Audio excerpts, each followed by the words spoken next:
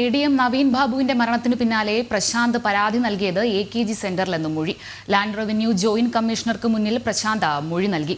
വാട്സപ്പിലൂടെയാണ് പരാതി നൽകിയത്. വിജിലൻസിനോ മുഖ്യമന്ത്രിയുടെ ഓഫീസിലോ ഒരു പരാതിയും പ്രശാന്ത് നൽകിയിട്ടില്ല. അതേസമയം നവീൻ ബാബുവിനെ പരസ്യമായി അപമാനിക്കാൻ ആസൂത്രിതമായി നീക്കം നടത്തിയെന്ന വിവരം പുറത്തുവന്നതോടെ PP ദിവ്യ ഉയർത്തിയ വാദങ്ങളെല്ലാം കളവാണെന്ന് കൂടിയാണ് തെളിയുന്നത്. Land revenue joint commissioner report പുറത്തുവന്നതോടെ ദിവ്യ ഉയർത്തിയത് അഴിമതിക്കെതിരെയുള്ള പോരാട്ടമാണെന്ന പാർട്ടി നേതൃത്വത്തിന്റെ നിലപാടും പൊളിഞ്ഞു. വിവരങ്ങൾ നൽകാനായി ടിൻഡു ദാസും മിഥുൻ പിള്ളയും ചേരുന്നുണ്ട്. ആദ്യം നമുക്ക് ടിൻഡുവിലേക്കാണ് പോകേണ്ടത്. ടിൻഡു, വളരെ പ്രധാനപ്പെട്ടൊരു വാർത്ത തന്നെയാണ്. ഇല്ലെങ്കിൽ ഏറ്റവും പ്രധാനം എന്ന് പറയേണ്ടത് ലാൻഡ് റവന്യൂ ജോയിന്റ് കമ്മീഷനുടെ റിപ്പോർട്ട് പുറത്തു വന്നിരിക്കുകയാണ്. ഒപ്പം തന്നെ വളരെയധികം പാർട്ടി ഏറ്റവും അധികം സംരക്ഷിച്ചിരുന്ന ഒരു വ്യക്തിയായിരുന്നു PP ദിവ്യ. എന്നാൽ ഒരു ഘട്ടത്തിൽ അത് മാറ്റിപ്പറയുകയും സ്ഥാനത്ത് നിന്ന് മാറ്റുകയും ആളുകളുടെ കണ്ണിൽ പൊടിയിടാൻ എന്ന രീതിയിൽ ഒരു സമീപനമാണ് സ്വീകരിച്ചത് എന്ന് നമ്മൾക്ക് എല്ലാവർക്കും മനസ്സിലായ ഒരു കാര്യമാണ്. ഇപ്പോൾ ഒരു പ്രധാനപ്പെട്ട കാര്യമെന്ന് പറയുന്നത് വിജിലൻസിനോ മുഖ്യമന്ത്രിയുടെ ഓഫീസിലോ അല്ല പരാതി നൽകിയിട്ടുള്ളത്, AKG സെന്ററിലാണ്. ഇത്തരത്തിലൊരു വളരെയധികം കേരളം ചർച്ച ചെയ്തൊരു പ്രശ്നമാണ്. ഒരു കുടുംബത്തെ അനാഥമാക്കിയ ഒരു വാർത്തയായിരുന്നു, ഒരു പ്രശ്നമായിരുന്നു.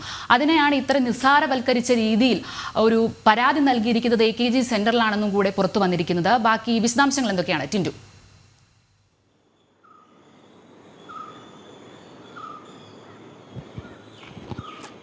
ADM നവീൻ ബാബുവിൻ്റെ മരണവുമായിട്ട് ഏറ്റവും പ്രധാനപ്പെട്ട ഒരു വാർത്തയാണ് കഴിഞ്ഞ ദിവസം പുറത്തു വന്നത്. കാരണം ലാൻഡ് റവന്യൂ ജോയിന്റ് കമ്മീഷണർ ഗീതയുടെ റിപ്പോർട്ടിൽ പ്രകാരം ADMന്റെ മരണവുമായി ബന്ധപ്പെട്ട് അല്ലെങ്കിൽ ADMന്റെ ആത്മഹത്യയുമായി ബന്ധപ്പെട്ട് PP ദിവ്യ തയ്യാറാക്കിയ ആസൂത്രിതമായിട്ടുള്ള നീക്കങ്ങളായിരുന്നു 10/10/2024 കണ്ണൂർ യാത്രയയപ്പ് ചടങ്ങിൽ നടന്നത് എന്ന വിവരമാണ് പുറത്തു വരുന്നത്. അതിന് പിന്നാലെയാണ് ഏറ്റവും പ്രധാനപ്പെട്ട വാർത്ത പുറത്തു വരുന്നത്. TN പ്രശാന്ത് വിജിലൻസിനും മുഖ്യമന്ത്രിക്കും പരാതി നൽകിയിരുന്നു എന്നായിരുന്നു ആദ്യത്തെ മൊഴി. ആദ്യത്തെ പ്രചരണങ്ങളൊക്കെ അങ്ങനെയായിരുന്നു. പക്ഷേ ഇത്തരത്തിൽ TN പ്രശാന്ത് വിജിലൻസിനോ മുഖ്യമന്ത്രിക്കോ പരാതി നൽകിയിട്ടില്ല എന്നാണ് ലാൻഡ് റവന്യൂ ജോയിന്റ് കമ്മീഷണർക്ക് മുന്നാകെ മൊഴി നൽകിയിട്ടുള്ളത്. അങ്ങനെയെങ്കിൽ TN പ്രശാന്ത് പരാതി നൽകിയത് എങ്ങോട്ടേക്ക് എന്നൊരു ചോദ്യമായിരുന്നു. ഈ ലാൻഡ് റവന്യൂ റിപ്പോർട്ടിന് പ്രകാരം ആ റിപ്പോർട്ടിൽ ഇങ്ങനെയാണ് പറയുന്നത്. ഈ TN പ്രശാന്ത് കൊടുത്ത മൊഴി ഇങ്ങനെയാണ്: വിജിലൻസിനോ മുഖ്യമന്ത്രിക്കോ പരാതി നൽകിയിട്ടില്ല. പരാതി നൽകിയത് AKG സെന്ററിലേക്കാണ്. AKG സെന്ററിന്റെ ഓഫീസ് സെക്രട്ടറി കൂടിയായിട്ടുള്ള ബിജു കണ്ടക്കയത്തിനാണ് വാട്സപ്പിലൂടെ ഈ പരാതി നൽകിയത്. ഈ പരാതിയാണ് പിന്നീട് TN പ്രശാന്ത് നൽകിയ പരാതി എന്ന പേരിൽ പ്രചരിച്ചത്. അതോടൊപ്പം തന്നെ ADM നവീൻ ബാബുവും ഈ കണ്ണൂർ ജില്ലാ കളക്ടറുമായിട്ട് അത്ര നല്ല ബന്ധത്തിലല്ലായിരുന്നു. അവധി ഉൾപ്പെടെയുള്ള കാര്യങ്ങളിൽ ഇരുവരും തമ്മിൽ തർക്കമുണ്ടായിരുന്നു.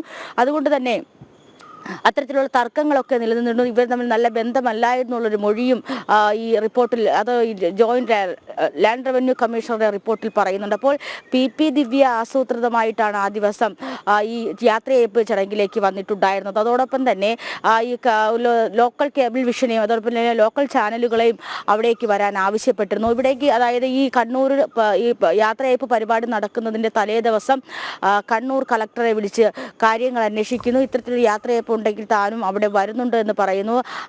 അങ്ങനെയെങ്കിൽ കണ്ണൂർ കളക്ടർ അവിടേക്ക് വരേണ്ട ആവശ്യമില്ല എന്ന് അങ്ങോട്ട് പറയുമ്പോഴേക്കും പിറ്റേ ദിവസം PP ദിവ്യ ഒരു മുന്നറിയിപ്പുമില്ലാതെ അവിടെ വരികയായിരുന്നു എന്നുള്ള കാര്യമാണ് പുറത്തു വരുന്നത്. അപ്പോൾ ഈ ADM നവീൻ ബാബുവിൻ്റെ ആത്മഹത്യയായി ബന്ധപ്പെട്ട് പഴുതടച്ചുള്ള പോലീസ് അന്വേഷണം വേണമെന്നും ഈ ലാൻഡ് റവന്യൂ ജോയിന്റ് കമ്മീഷണറുടെ റിപ്പോർട്ടിൽ വ്യക്തമാക്കുന്നുണ്ട്. അപ്പോൾ ഈ കാലം ഇത്ര, അതായത് കഴിഞ്ഞ 4 മാസങ്ങൾക്ക് ഇങ്ങോട്ട് വരികയാണ്. ഈ കഴിഞ്ഞ 4 മാസവും PP ദിവ്യ ഉന്നയിച്ച ആരോപണങ്ങൾ അല്ലെങ്കിൽ PP ദിവ്യ മുന്നോട്ട് വെച്ച തെളിവുകളൊക്കെ വ്യാജമാണ്, അല്ലെങ്കിൽ മൊഴികളൊക്കെ വ്യാജമാണ് എന്നുള്ള വാർത്തയാണ് പുറത്തു വരുന്നത്.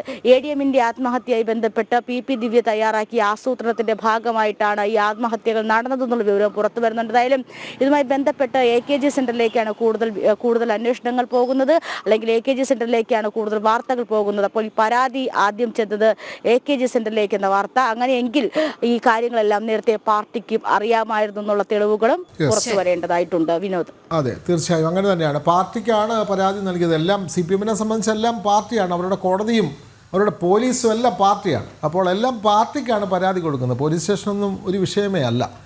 അതാണ്, അങ്ങനെയുള്ള സംഭവമാണ് വരുന്നത്. ഇനി നമുക്ക് കണ്ണൂരിലേക്ക് പോകാം. മിഥുൻ പിള്ള, ഈ PP ദിവ്യ പരസ്യമായി വിമർശിച്ചുകൊണ്ട് സംസ്ഥാന സെക്രട്ടറി MV ഗോവിന്ദൻ കൊല്ലത്ത് സംസ്ഥാന സമ്മേളനത്തിൽ സംസാരിച്ചിട്ടുണ്ട്. അപ്പോൾ PP ദിവ്യയുടെ ജില്ലയിലെ അവസ്ഥ എങ്ങനെയാണ്? പാർട്ടിയിൽ ഇപ്പോഴും സജീവമാണ്. ജില്ലാ പഞ്ചായത്ത് മെമ്പറാണ്. അതേപോലെ തന്നെ ജില്ലാ പഞ്ചായത്ത് പ്രസിഡന്റ് സ്ഥാനത്തു നിന്നൊക്കെ മാറ്റി പാർട്ടിയുടെ മറ്റു വേദികളിൽ ഇപ്പോഴും PP ദിവ്യ സജീവമാണോ? കണ്ണൂരിൽ എന്താണ് PP ദിവ്യയുടെ ഇപ്പോഴത്തെ ഒരു രാഷ്ട്രീയപരമായി അവരെ എങ്ങനെയാണ് പാർട്ടി കൈകാര്യം ചെയ്യുന്നത്? മിഥുപിള്ള. വിനോദ്, ഈ ഒരു ADMന്റെ മരണം ഉണ്ടായതിന് തൊട്ട് പിന്നാലെ പാർട്ടി അവർക്കെതിരെ അച്ചടക്ക നടപടി എടുത്തിരുന്നു. ഇതിന്റെ ഭാഗമായി അവരെ കല്യാശ്ശേരിയിലെ പ്രാദേശിക ഘടകത്തിലേക്ക് തരം താഴ്ത്തിയിരുന്നു. ഇപ്പോൾ ഒരു ബ്രാഞ്ച് അംഗം മാത്രമാണ് PP ദിവ്യ. അതേസമയം ജനാധിപത്യ മഹിളാ അസോസിയേഷന്റെ ജില്ലാ ഭാരവാഹിയായി തുടരുകയും ചെയ്യുന്നുണ്ട്. മാത്രമല്ല, ഈ ADMന്റെ മരണത്തിന് ശേഷം നമുക്കറിയാം, ഇപ്പോൾ ലാൻഡ് റവന്യൂ ജോയിന്റ് കമ്മീഷണർ ഗീതയുടെ റിപ്പോർട്ട് വന്നതിന് തൊട്ടു പിന്നാലെ ഈ ADMന്റെ മരണവുമായി ബന്ധപ്പെട്ട് കുറെ പ്രതിരോധ അഭിപ്രായങ്ങൾ PP ദിവ്യയുടെ ഭാഗത്തു നിന്നുണ്ടായിട്ടുണ്ട്. അതെല്ലാം കളവാണെന്ന് കൂടിയാണ് ഇപ്പോൾ ഈ റിപ്പോർട്ടിലൂടെ വ്യക്തമാകുന്നത്. കാരണം അഴിമതി വിരുദ്ധ പ്രതിച്ഛായ ഉണ്ടാക്കാൻ വേണ്ടി ഒരു ഉദ്യോഗസ്ഥനെ മനഃപൂർവ്വം അപമാനിക്കുകയാണ് PP ദിവ്യ ചെയ്തത് എന്ന് തന്നെയാണ് ലാൻഡ് റവന്യൂ ജോയിന്റ് കമ്മീഷണറുടെ റിപ്പോർട്ടിലൂടെ വ്യക്തമാകുന്നത്. കാരണം കൃത്യമായ ആസൂത്രണത്തിലൂടെ നിരന്തരം ജില്ലാ കളക്ടറെ വിളിച്ച് ഈ പരിപാടി എത്ര മണിക്കാണ് എന്ന് പലതവണ ചോദിച്ചുറപ്പിച്ച് കൃത്യമായ ലക്ഷ്യത്തോടു കൂടി ഈ പരിപാടിയിലേക്ക് വരുന്നു. അതിന് ആ ദൃശ്യങ്ങൾ ചിത്രീകരിക്കാൻ ഒരു പ്രാദേശിക മാധ്യമ പ്രവർത്തകനെ ഏൽപ്പിക്കുന്നു. ആ പ്രാദേശിക മാധ്യമ പ്രവർത്തകനെ ഈ ദൃശ്യങ്ങൾ, അതായത് PP ദിവ്യ ADMനെ അപമാനിക്കുന്ന ദൃശ്യങ്ങൾ മുഴുവൻ ചിത്രീകരിക്കുന്നു. അതിനുശേഷം ആ ദൃശ്യങ്ങൾ ആ ചാനലിന്റെ കയ്യിൽ നിന്ന് PP ദിവ്യ ചോദിച്ചു വാങ്ങുന്നു. അത് മറ്റ് ചാനലുകൾക്ക് അയച്ചു കൊടുക്കുന്നു. അത് സാമൂഹ്യ മാധ്യമങ്ങളിലൂടെ പ്രചരിപ്പിക്കുന്നു. ഇത്തരത്തിൽ കൃത്യമായ ആസൂത്രണമാണ് ADMനെ അപമാനിക്കാൻ PP ദിവ്യ നടത്തിയതെന്ന കാര്യം ഈ ഒരു ലാൻഡ് റവന്യൂ ജോയിന്റ് കമ്മീഷണറുടെ റിപ്പോർട്ടിലൂടെ തന്നെ വ്യക്തമാകുന്നൊരു സാഹചര്യമാണുള്ളത്. ഏതായാലും ഈ വിഷയവുമായി ബന്ധപ്പെട്ട് വലിയ പ്രതിരോധ മാർഗങ്ങൾ ഇവർ ഉയർത്തിയിരുന്നു. കാരണം ഈ കണ്ണൂർ ജില്ലാ കളക്ടർ അരുൺ K. വിജയനാണ് ഈ യാത്രയപ്പ് ചടങ്ങിലേക്ക് തന്നെ ക്ഷണിച്ചതെന്നായിരുന്നു PP ദിവ്യ നൽകിയിരുന്ന മൊഴി. എന്നാൽ ആ മൊഴി പൂർണ്ണമായും തെറ്റാണ് എന്ന് കളക്ടറുടെ മൊഴിയിലൂടെ സാധൂകരിക്കുന്നുണ്ട്. കാരണം കളക്ടർ പറയുന്നത് താനുമായി ബന്ധപ്പെട്ട ആളുകൾ ഒന്നും തന്നെ PP ദിവ്യ ഈ ഒരു ചടങ്ങിലേക്ക് ക്ഷണിച്ചിരുന്നില്ല. അവരായി കടന്നു വന്നതാണ്.